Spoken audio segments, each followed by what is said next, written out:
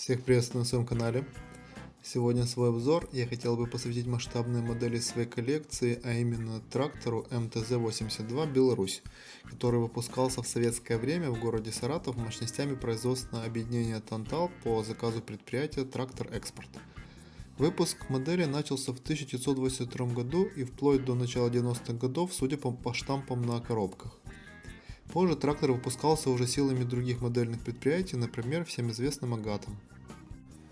Прообразом для танталовской модели послужил популярный советский трактор МТЗ-82 Минского тракторного завода имени Владимира Ильича Ленина, производство которого на этом предприятии началось с середины 70-х годов.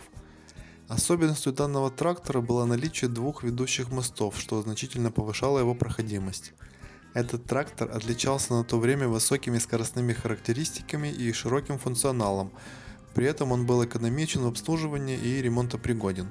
Его до сих пор очень часто можно встретить в сельской и загородной местности, так как диапазон его использования был очень широкий. Саратовская модель трактора была почти полностью металлической и неразборной, но и пластиковых деталей хватало, которые, как обычно, могли отламываться и теряться. У МТЗ-82 была съемная верхняя часть кабины. Внутри кабины руль, сиденье и что-то похожее на педали. Также есть имитация двигателя по бокам и патрубки.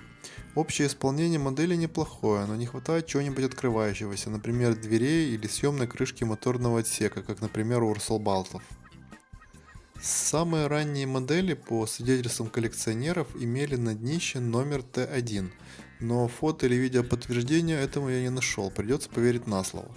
Также ранними моделями принято считать трактора, у которых не было надписи «Беларус» на передней части, с выхлопной трубой, имеющей изгиб на конце, не было указания масштаба на днище 1 к 43, надпись «Made in USSR» была печатными буквами или вообще отсутствовала, а пластиковые детали были черные.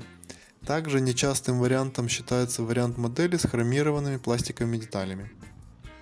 У наиболее часто встречающихся тракторов более позднего или самого массового периода все с точностью да наоборот. Есть указание масштаба на днище 1 к 43 и надпись Made in USSR уже другим шрифтом. Присутствует надпись «Беларусь» на передней части трактора.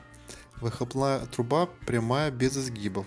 Цвет пластиковых деталей может быть, кроме названных ранее, еще и белым, красным, а также встречаются детали из капрона. Трактор из моей коллекции относится к позднему периоду, так как имеет все признаки, которые ему свойственны, и надписи, и трубу. Коробок для этой модели известно несколько вариантов, которые отличаются цветами, дизайном и изображениями тракторов на задней стенке. Цена на данную модель сегодня стартует от $15 без коробки в хорошем состоянии и доходит до $50 за модели с интересными цветами или более раннего периода с коробкой. Цену на самые ранние экземпляры без надписи или с этим мифическим номером Т1 сложно спрогнозировать, но исходя из не очень большого спроса на эту модель, думаю, что выше $100-200 эти раритеты вряд ли будут стоить. Всем спасибо за просмотр этого видеообзора.